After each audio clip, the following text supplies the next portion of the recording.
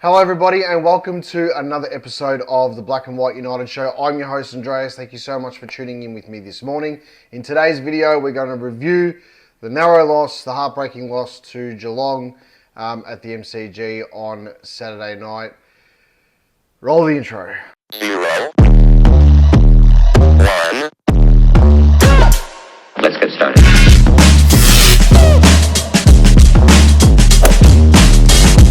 This video today is brought to you by New Homes Victoria, your local builder. Make sure you jump on Instagram and give them a follow. Okay, so narrow loss to Geelong, 3 points, MCG, Saturday night, 82,000 people in attendance. Atmosphere was electric. Jack Crisp played his 245th consecutive game. Everybody knows this stuff. That's great.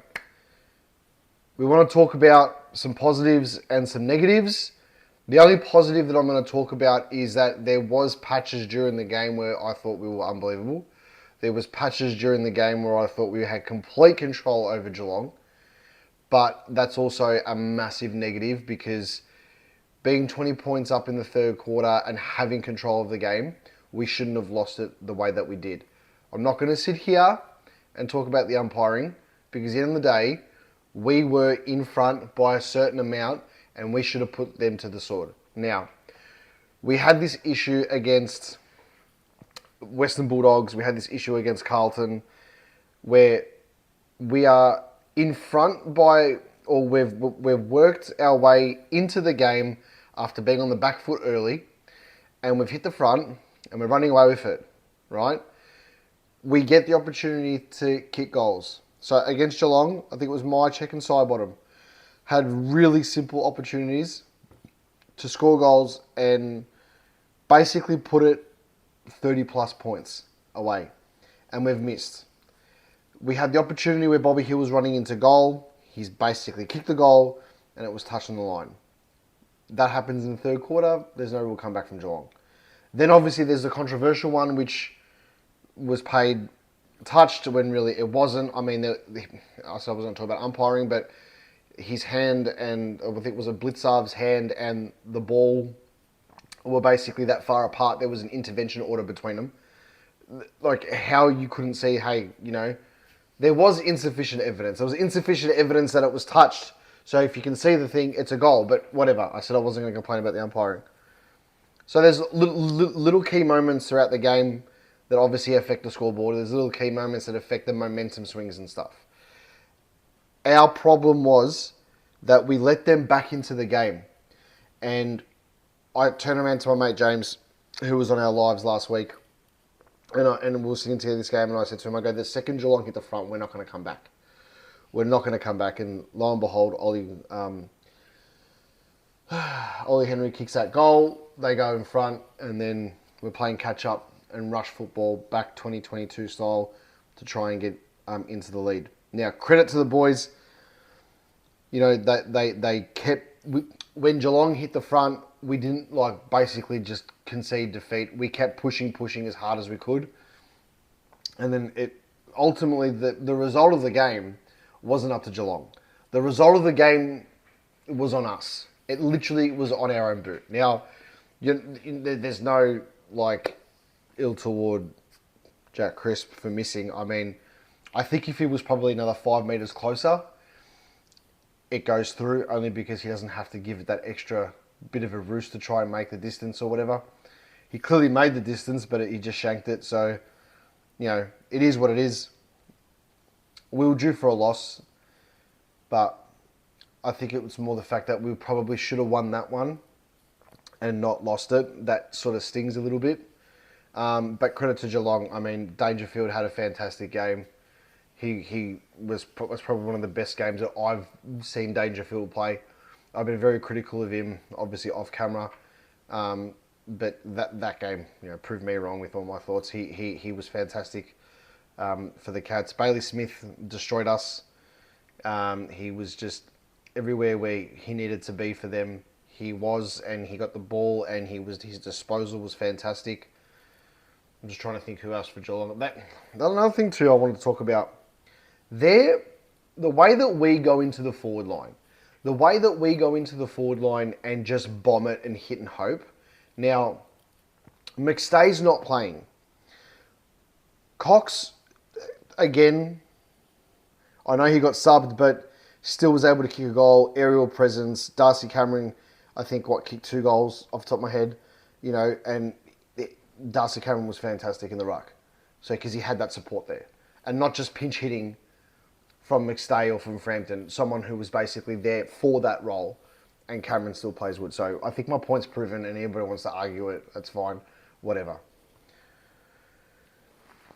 The way we go into the forward line and we just bomb it long and hit and hope to God that one of the Triple M's or whatever, whoever's playing there just marks the ball, is ridiculous.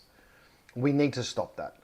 We got, and I don't remember the guy's name because honestly I don't really care, but 2 Geelong defenders, with Tom Stewart out, 2 Geelong defenders completely destroyed us in the back line. I probably should have looked up their names, but I had other things on my mind today about this review. Every single time the ball went into the forward line, they would mark it. The only time they didn't was when our small forwards were spreading and leading and were able to kick it to them properly. Like, Bobby Hill's running was amazing, Anyway, a few players that I thought did really well. I thought that was one of Quainer's best games for us. I loved the way that, he just kept attacking, and was able to double back as well. And I thought he did a pretty decent job on Cameron at some stages as well, as opposed to getting 5 kicked on him or whatever. Cameron didn't have that much of a massive influence. He kicked 1 or 2 goals, and that was, I think, just 1 goal. I mean, it was at an important time, but he was almost like he wasn't even there. That's how I saw it. I wasn't worried about him. I've got to say this about Dan Houston, and not a lot of people are going to agree with me, but again, this is what I saw.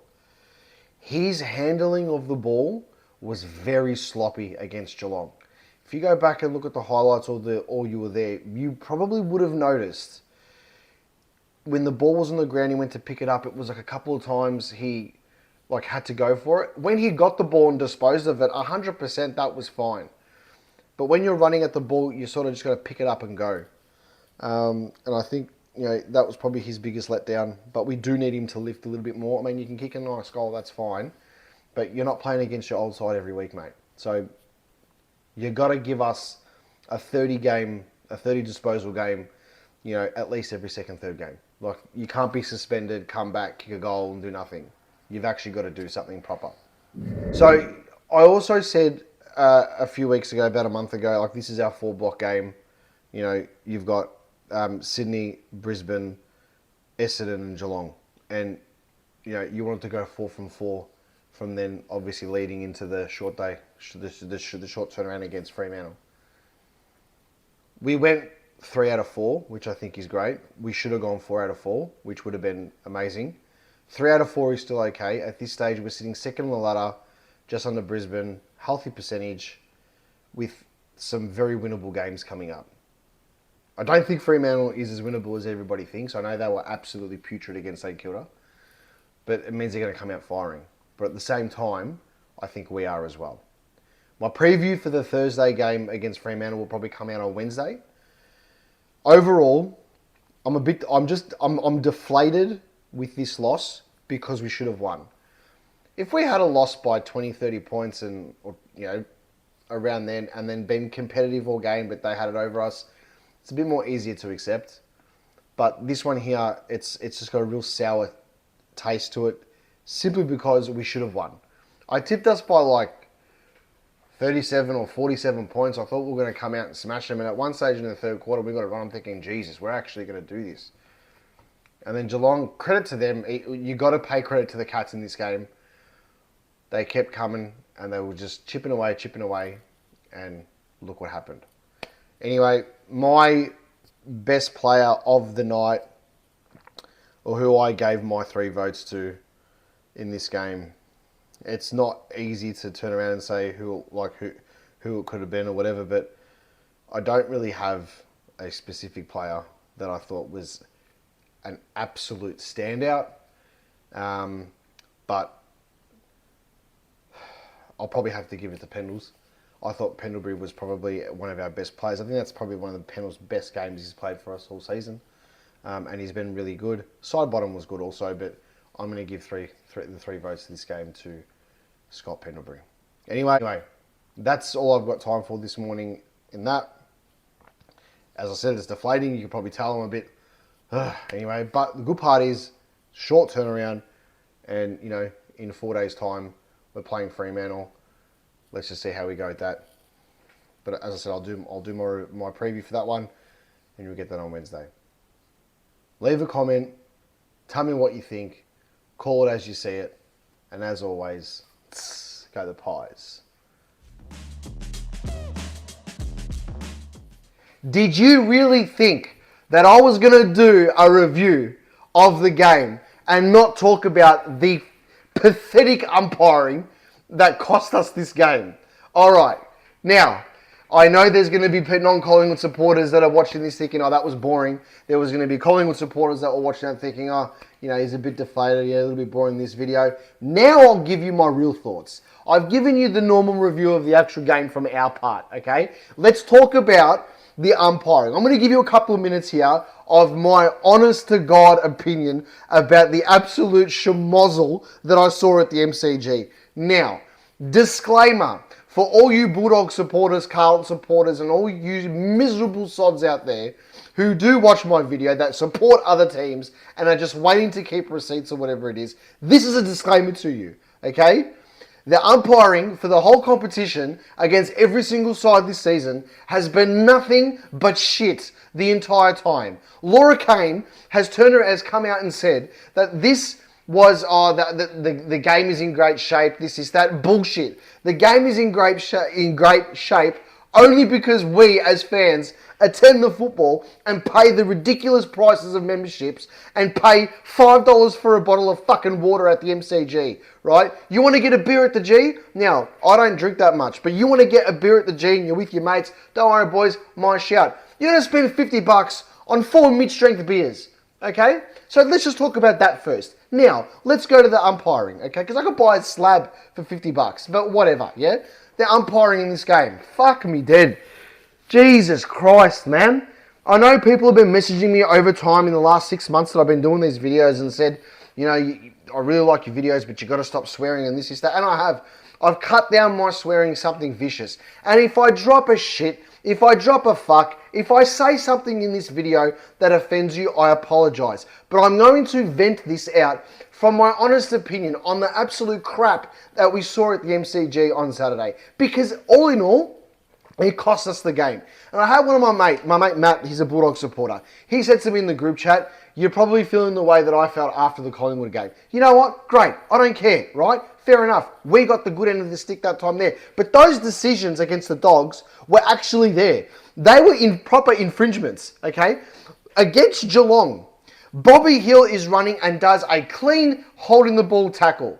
The ball drops out of the Geelong player's hands before he drops his hands as he goes to the ground because there's momentum in the way that he's running. Mind you, like, how quick was he? Like, that was ridiculous. Yeah, it was like a meme video. He was that quick. But whatever, right? If you've tackled somebody and you've brought them to the ground and the ball is disposed incorrectly, it's dropping the ball, holding the ball, whatever you want to call it, yeah? They probably should, clear that up. But anyway, it's dropping the ball, holding the ball, whatever. It's a free kick to Collingwood, okay? The momentum saw him when he hit the ground, he had his legs, whatever. But the initial tackle was done around the waist. If you want to argue it, go and watch Hawthorn and Richmond when Sicily tackled Rioli yesterday at the G. It was the exact same thing. The exact same tackle, less than 24 hours later, and it's paid holding the ball. And that was a correct decision. The tackle was exactly the same. If you don't believe me, Swoop Luke put it on his Instagram story, right? And I saw it there. Go on his page. Go and have a look at it. Go and have a look at the actual videos side by side with each other, and you tell me what's the difference. For all you non-Collingwood people that watch this stuff, you tell me what the difference is there, right? The next one, the touched. As I said in the review, there was an intervention order between them two. They were that far apart. The ball was here. His hand was here. How can you say there's insufficient evidence? I get the rule, insufficient evidence. It goes back to the goal umpire's call, 100%. Right, that's the rule. But as someone who's doing your goal line technology, VAR, whatever the fuck you want to call it, right? That is sufficient evidence to say it wasn't touched. You can't see his fingers bent. Excuse me, you can't see his fingers bent. You can't see the ball touch his hair. All right, what's going on with my computer? You can't see the ball touch his hair. You can't see the ball touch his arm. It doesn't hit, was it Schultz or whoever kicked it or whoever's behind the line? It doesn't hit the Collingwood player's leg on the line. So it's got to be a goal. It's gone through, you know, those two big sticks. It fucking went through. So it's a goal. Okay? That's it there. That's done. What else was there? How can we forget in the first quarter? This one here now is being swept under the fucking rug, right? Because of all the other bullshit that happened. Because this was earlier during the game. The Geelong player got the ball. I think it was either Maynard or Mychick or Houston, one of them. Standing there. Right? I'm getting that worked up. I can't fucking breathe. He's standing there. The Geelong player goes to his head like this. Into his shoulder. Into his shoulder. He does that. Into his shoulder. And it's a fucking high tackle. The Collingwood player's like this. What's he supposed to do? He's literally standing there. Like, look at the umpire, like, and his head butted his shoulder. And it's a free kick to Geelong. My God, there was so many more. There was so many more. How many times do we have to tackle players? And I know the rules up to 360, but they spin around, incorrect disposal, all this stuff, and we don't get the free kick. But then we play a game against the Bulldogs, and they infringe constantly, and all of a sudden, free kick Collingwood. Like, it was 14 of the last 18 free kicks went to Geelong. Like, and the fact that Jack Crisp has marked the ball at the end, I mean, the umpire couldn't have had that sense of occasion and just been like, you know, stuff this, let's just call a 50-metre penalty against Geelong. You couldn't do that for some bullshit fucking reason. But anyway, it is what it is. That's my take on the umpiring. I hope you've enjoyed it. It did cost us. Actually, no, I'll say that again. We cost ourselves that game.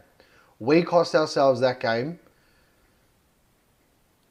because we cost ourselves that game because we should have gone away with it and not been in the situation where all those bullshit decisions and stuff could have happened. So I'm a realist when it comes to that. But regardless, that's just... People can call me a sook. People can say, yeah, keep whinging, whatever it is, what it is. But if it was your side that happened to and it cost you a game that you should have won, then yeah. Now, people will also say that if Jack Crisp had kicked a goal, oh, you wouldn't have cared this, that. There's probably an element of truth in that. I'm a realist about this stuff. There's probably an element of truth about that too. But who knows? Anyway, it is what it is. Go Pies.